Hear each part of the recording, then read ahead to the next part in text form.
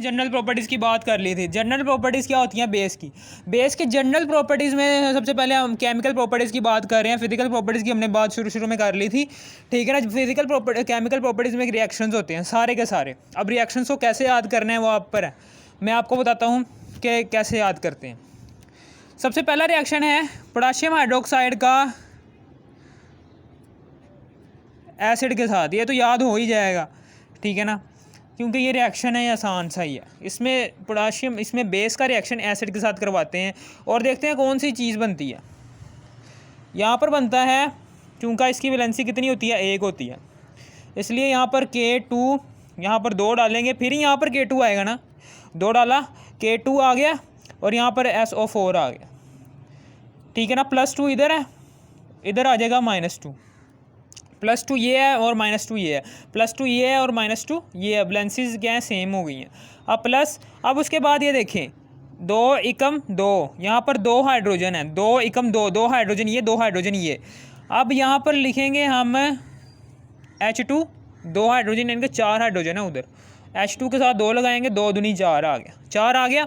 अब इन दोनों हाइड्रोजन्स को 2, यानी कि ये देखें यहाँ पर 2 ऑक्सीजन है, ये 2 ऑक्सीजन, ये 2 ऑक्सीजन जो उनसे हैं, ये देखें 2 एकम 2, 2 एकम 2, 2 ऑक्सीजन है, 2 ऑक्सीजन इधर आ जाएंगे, 2 ऑक्सीजन आ गए इधर, ठीक है। ये बात क्लियर होगी, ये हमारी बात क्लियर होगी सर, ठीक है, ये बात क्लियर हो गई है। 4 हाइड्रोजन यहाँ पर, 4 हाइड्रोजन इधर, 2 ऑक्सीजन इधर, 2 ऑक्सीजन इधर। आपको पता है ना कि एक ऑक्सीजन में 2 हाइड्रोजन होते हैं, इसलिए एक ऑक्सीजन 2 हाइड्रोजन को संभाला हुआ है, 4 हाइड्रोजन को 2 ऑक्सीजन संभाल सकते हैं, ठीक है ना। ये बात आपको पता होनी चाहिए, 9th क्लास में यही पढ़ते आ रहे थे। फिर उसके बाद आगे अमोनियम साल्ट्स के साथ रिएक्शन। अमोनियम साल्ट्स जो उनसे हैं, अमोनियम साल्ट्स ये वाले हैं, अमोनियम ये है, और फिर उसके बाद अमोनियम है ये वाला, अमोनियम सल्फेट, अमोनियम क्लोराइड और अमोनियम सल्फेट, ये 2 साल्ट्स हैं। इनका रिएक्शन करवाना है हमने Na। अब ये देखें यहाँ पर Cl है, खाली Cl, ठीक है ना। इसकी वैलेंसी -1 होती है, सॉरी, की वैलेंसी होती है -1, इसलिए यहाँ पर +1 आ जाएगा, ठीक है। सोडियम क्लोराइड, ठीक है ना। ये बच्चों वाली बातें हैं, आपको पता होना चाहिए। कैल्शियम क्यों आया? क्योंकि यहाँ पर सल्फेट की वैलेंसी -2 होती है, इसकी वैलेंसी होती है +2। अभी मैं बता देता हूँ आपको। कैल्शियम के साथ 2 क्लोरीन आएंगे, क्योंकि इसकी वैलेंसी 2 है, +2, और यहाँ पर क्या आ जाएगा? -2। +2 और -2 कैंसिल हो गए एक दूसरे से, ठीक है ना। यानी कि ये दोनों का जो सा ऑक्सीडेशन स्टेट है वो सेम है। यार ऑक्सीडेशन स्टेट बहुत ही तफसील से पढ़ा था मैंने 9वीं में, ठीक है, समझ आ गई होगी आपको, कुछ भी नहीं है ये, ठीक है ना। अब हम उसके बाद क्या करते हैं, यहाँ पर NaCl है, NH4Cl है, जो सा अमोनियम है, ये जो सा अमोनियम में से एक हाइड्रोजन जो सा है, बल्कि पहले सबसे पहले NaCl की बात करते हैं, ठीक है। सबसे पहले तो ये Na है, ये Cl के साथ मिलता है जाके। Na जो सा है ये किससे मिलता है? Cl के साथ। मैं सॉरी यार, ये मैंने गलत लिख दिया है। हम यहाँ पर बेसिस की बात कर रहे हैं, तो यहाँ पर बेस आएगा ना, ऐसे करके। बताया भी नहीं है यार आपने। बेसिस का रिएक्शन करवाना है अमोनियम साल्ट्स के साथ, ठीक है ना। अब हम सोडियम क्लोराइड लिखेंगे, यहाँ पर सोडियम है, ये क्लोरीन के साथ रिएक्शन करेगा, सोडियम क्लोराइड बना देगा, और यहाँ से हाइड्रोजन निकलेगा, यहाँ से हाइड्रोजन निकलेगा तो इधर आ जाएगा, इसके पास आ जाएगा। जैसे ही इसके पास हाइड्रोजन आ जाएगा तो ये बन जाएंगे H2, एक ये हाइड्रोजन, एक वो वहाँ से निकल कर आया H2O। अब चूँकि यहाँ से NH3 में से, NH4 में से एक हाइड्रोजन निकल गया, तो बाकी कितने हाइड्रोजन रह गए? 3 हाइड्रोजन रह गए, और इसके साथ क्या लगा हुआ है? नाइट्रोजन लगा हुआ है, ये अमोनिया गैस बन गई, ये निकल जाएगी, ठीक है।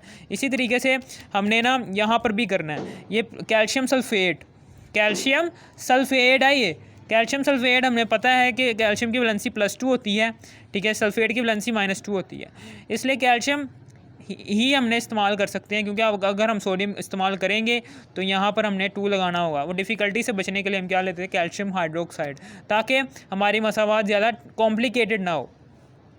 कैल्शियम सल्फेट लिया हमने, कैल्शियम सल्फेट आ गया, ठीक है। अब ज़रा ध्यान से सुनना, यहाँ पर ये देखिए NH4 के 2 मॉलिक्यूल्स हैं, NH4 के 2 मॉलिक्यूल हैं। इन्होंने क्या किया है, इनमें से एक हाइड्रोजन इसने निकाला, एक हाइड्रोजन इसने निकाला, ठीक है ना।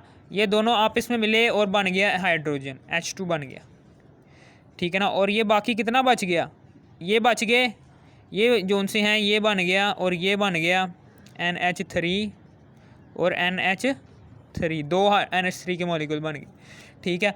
अब मेरी बात ज़रा बहुत गौर से सुनना, और यहाँ पर देखो, यहाँ पर OH के 2 मॉलिक्यूल्स हैं, 2 OH हैं, 2 OH हैं, ये देखिए 2 OH हैं, इधर इधर कितने OH हैं, 2 हैं, ठीक है ना। अब ये मेरी बात ज़रा गौर से सुनना, कैल्शियम सल्फेट है, ठीक है ना। कैल्शियम सल्फेट तो हो गया, यहाँ से एक हाइड्रोजन निकलेगा, ठीक है ना। एक हाइड्रोजन निकल कर ये देखें, ये दोनों जोन से हैं, ये जोन से 2 अमोनिया हैं, ये वाले 2 अमोनिया, ये अमोनिया जोन से ये इधर आ जाएंगे, ये उनसे 2 अमोनिया निकले थे ना, वो इधर आ गए, 2 अमोनिया निकले हैं ना, तो 2 अमोनिया, फिर प्लस, अब उसके बाद ये हाइड्रोजन और ये 4, 1 2 3 4, ये 4 हाइड्रोजन हो गए, यानी कि हम इसको लिख सकते हैं 2 दूनी 4, ऐसे लिख सकते हैं ना कि 4 हाइड्रोजन को 2 ऑक्सीजन संभाल सकते हैं, ऐसे करके। एक ऑक्सीजन 2 हाइड्रोजन को संभाल सकता है, इसका मतलब क्या है कि 2 ऑक्सीजन 4 हाइड्रोजन के लिए काफ़ी हैं, तो हम लिखेंगे 2H2O, ठीक है ना। ये सारा कॉम्प्लिकेटेड स्ट्रक्चर आपको समझ आ गया होगा। अब उसके बाद हम आगे चलते हैं भाई, आगे चलते हैं, टेंशन नहीं लेनी, आगे चलते हैं। अब हम आगे चलते हैं,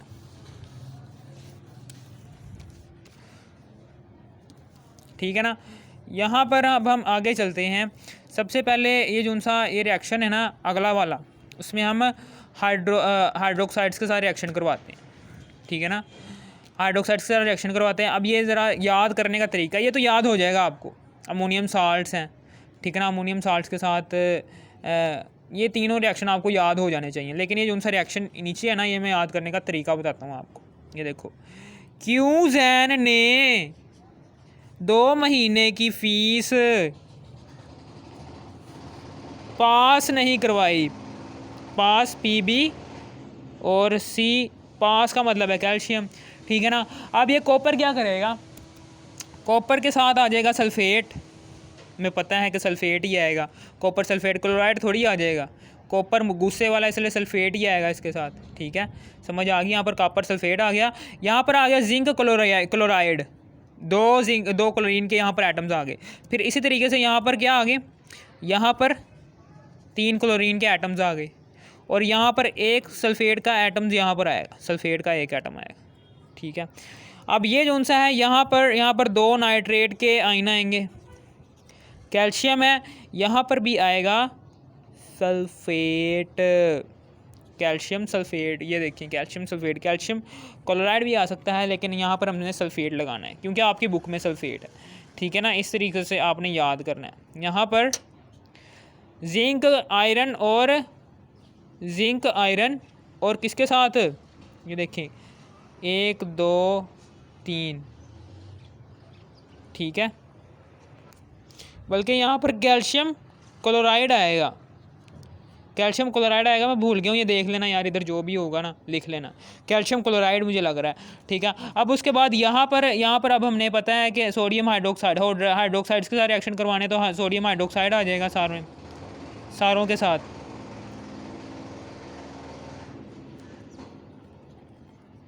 ठीक है। ये लो, ये सोडियम हाइड्रोक्साइड आ गया, ठीक है ना। ये जो है सल्फेट किसके साथ आएगा, नाइट्रेट किसके साथ आएगा, ये आपने याद करना है। सल्फेट कॉपर के साथ और आयरन के साथ आएगा, ठीक है। और PB के साथ PB जो सा है वो 2 नाइट्रेट रखेगा, ठीक है। अब यहाँ पर ये याद कर लेना, ठीक है ना। मैंने आपको शुरू में जो सा है ना बस इतना आपने याद करना, और बाकी ये वाला आसान है, ये वाला जो सा इसको रटने की ज़रूरत नहीं है, ये आपको वैसे ही पता होना चाहिए क्या क्या बनना है। कॉपर है, कॉपर जो सा है इसकी वैलेंसी 2 होती है, तो यहाँ पर इसलिए ये 2 हाइड्रोक्सल आयन को अपनी तरफ खींचेगा, 2 हाइड्रोक्सल आयन इधर आ गए, ठीक है। अब उसके बाद यहाँ पर सोडियम है, Na2 है, Na2SO4, ठीक है ना। सोडियम की वैलेंसी कितनी होती है, सोडियम के 2 एटम्स है ना, 2 एटम सल्फेट के साथ जुड़ जाएंगे, सोडियम सल्फेट बन जाएगा, और सल्फेट के साथ जुड़ते भी 2 ही हैं, एक सोडियम पर +1 चार्ज होता है, जब 2 आ जाएंगे तो +1 +1, 2 आ जाएगा +2, तो यहाँ पर आ जाएगा -2, +2 -2 एक दूसरे को कैंसिल कर सकते हैं, वैलेंसी क्या है सेम हो गया तो कैंसलेशन हो जाएगी।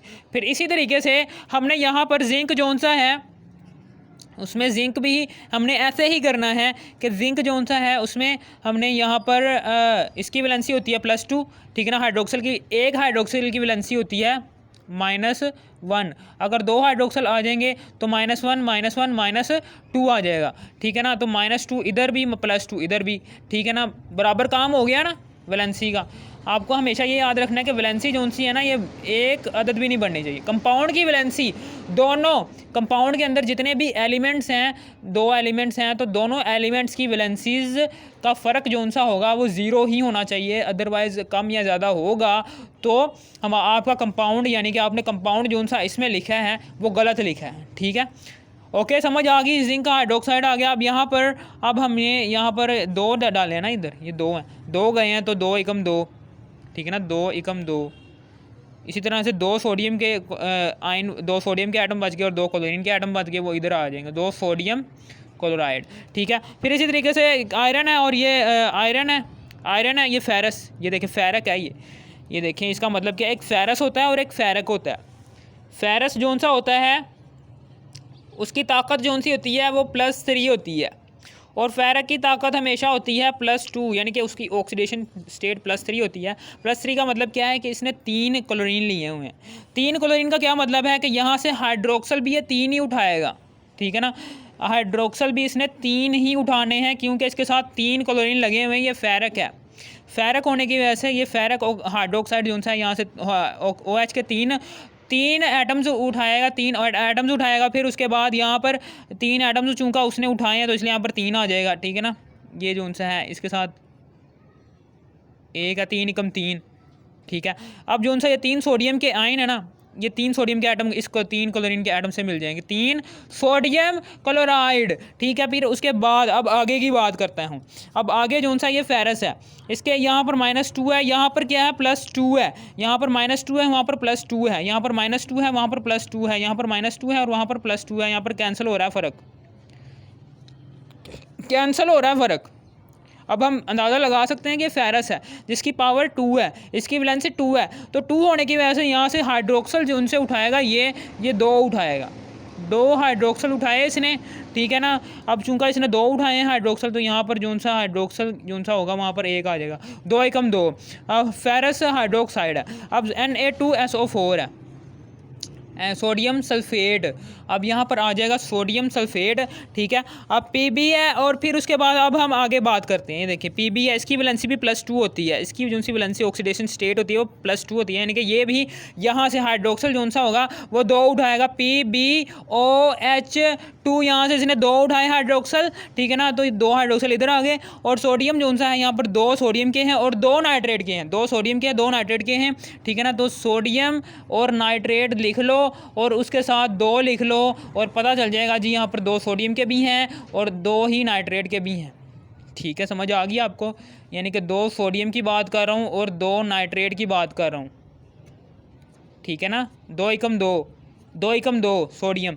अब उसके बाद आगे है, आगे मैं बात करता हूँ कैल्शियम हाइड्रोक्साइड की। कैल्शियम की वैलेंसी होती है, इसका ऑक्सीडेशन स्टेट होता है +2, इसलिए ये भी कैल्शियम हाइड्रोक्साइड ये 2 उठाएगा, हाइड्रोक्सल यहाँ से 2 उठाए इसने, ठीक है ना। कैल्शियम हाइड्रोक्साइड बन जाएगा। जो इसी तरीके से यहाँ पर अब 2 Na रह गया और 2 क्लोरीन रह गया, तो यहाँ पर सोडियम क्लोरीन लिख देंगे और साथ में इन दोनों के 2 लिख देंगे। हमें पता है कि सोडियम और क्लोरीन जो से वो 2 हैं, ठीक है ना। सोडियम की एटम्स भी 2 हैं और क्लोरीन के एटम्स भी 2 हैं, सोडियम क्लोराइड लिखा और उसके साथ 2 लिख दिया, ठीक है। और फिर इस तरीके से हमारा ये बेसिस की केमिकल प्रॉपर्टीज़ हैं वो क्लियर हो गई हैं, ठीक है ना। और ये एंड में देख लेना कि सल्फेट है कि क्लोराइड है, ठीक है ना, उस लिहाज से इसको मैनेज कर लेना, ठीक है। ये हो गया हमारा आज का टॉपिक क्लियर। इसमें जो सा पहला था मैंने बताया था, ये जो सा पहला रिएक्शन है ये बेस का एसिड्स के साथ है। इसमें ये दूसरा रिएक्शन जो सा है ये वाला है, ये बेस का अमोनियम साल्ट्स के साथ है। और तीसरा रिएक्शन जो सा है